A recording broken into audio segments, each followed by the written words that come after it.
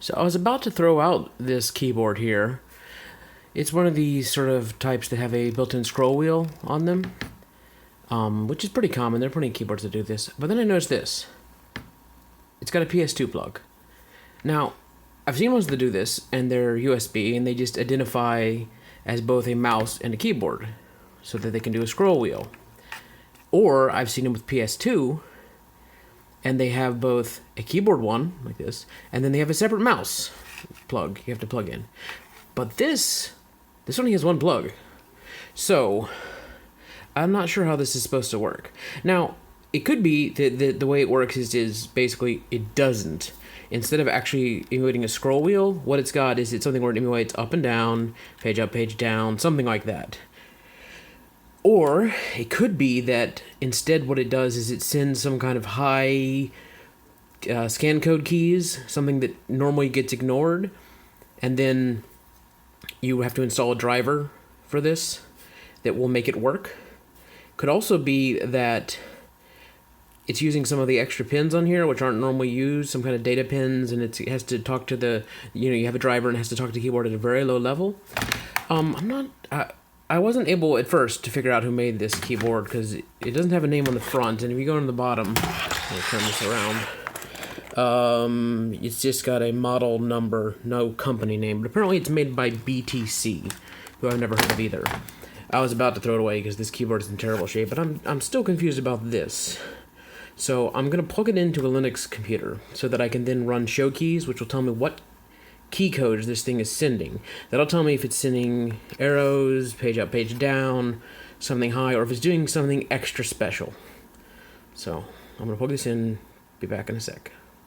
Alright, so I've got show key running. Then you can see if you push like up and down, you get a key 103, key 108. If I push A, key 30. So what happens when I do this? Pull back out so you can see what the heck I'm doing. Nothing. And I also realized, whoop. Now that's interesting. It exited. Let me run it again. I can also tap it. It's got a tap button. Nothing's happening. But look at this. I went up and down a bunch earlier, and the program suddenly exited. Oh no. Now see, here's the thing. I was thinking, wait, it's sending escape than something else, because I've seen things that do that. Like, I think the QCat did that. But look, yeah, press any key, program terminates 10 seconds after last key press. That was just show key timing out because it assumed I wasn't pushing anything. So the answer to my earlier question is, I have no idea. This is not sending anything that Linux can see.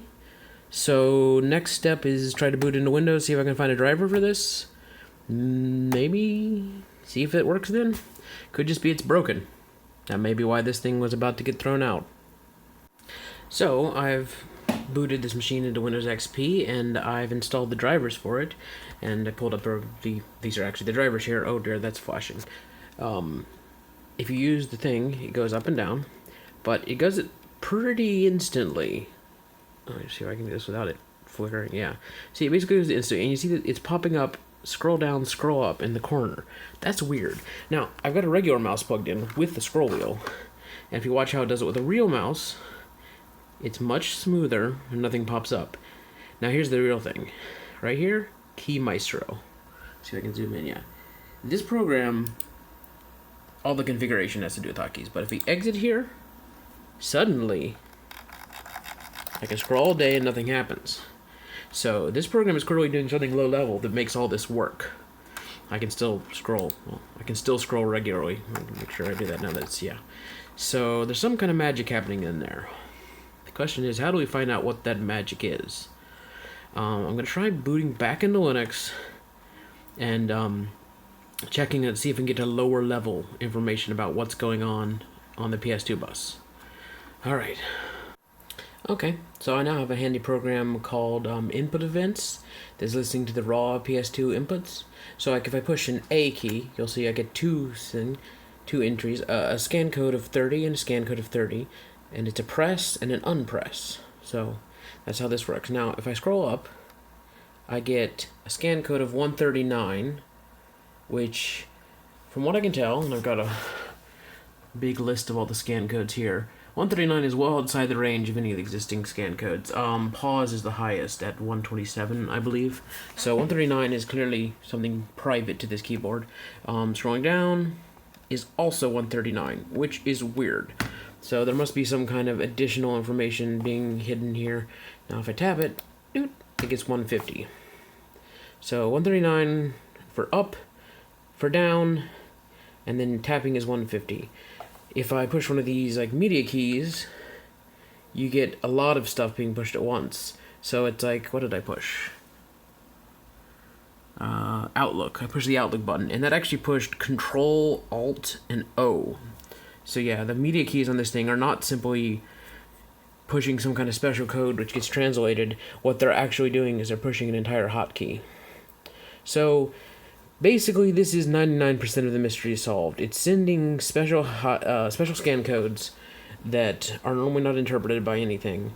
The driver is handling them for you, and somehow it's determining the difference between up and down, because I go up and down and I get 139, 139, 139, and it says the same information. It may be that I don't have any clue. I don't know what difference there is here. I get the same codes going up or down. See if I push close key on the keyboard. Oh, I switched to a different terminal. I know what that did. It hit Alt F4. There we go. We're back here. Alt F4 switches virtual terminals on Linux. So yeah. Okay, so now that I understand 99% of the mystery of this stupid keyboard, I can throw it away before this mold crap expands and destroys all of my computers. Thank you for coming along this incredibly stupid journey. So, I decided 99% was not good enough. So what I did was, I took our cable, I decapitated it, Focus? Whatever, it won't focus. In any case, I decapitated it.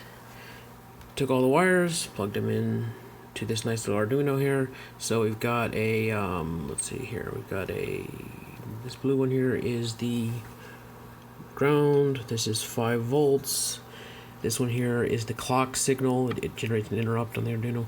This one here is the data signal. So I'm running a modified version of a PS2 library found on the Arduino site. So my version of it is very simple. I'm basically just saying every key I get in, print it out in hex. I've hacked the library a bit, as you can see if I pull it up. Where's my mouse gone to? Here we go.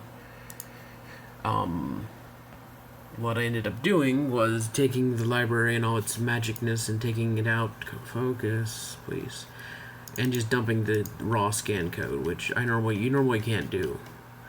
So this is basically just scan code. The raw stuff as it comes off the buffer. So we go back to Arduino. I'll pull up the serial monitor. So I can push a key, such as A. And what you see here is 1C, which is the scan code for A, F0 1C. F0 1C is the break code for A. So it's basically saying, first event, someone pushed down A. Second event, someone let go of A. So if I were to hold down A, it's pushed, push, let go. So now, let's try this, the scroll wheel. Scroll up. Now see, EO is for extended code. So extended code 45. Let's scroll down. Extended code 8B. So it turns out the PS2 protocol actually is sending different data. The protocol is not sending the data. The protocol has different data. The keyboard is sending different data for up and down. Let's tap it just for completion's sake. Ooh, I hit it twice there. 3C, or well, that F.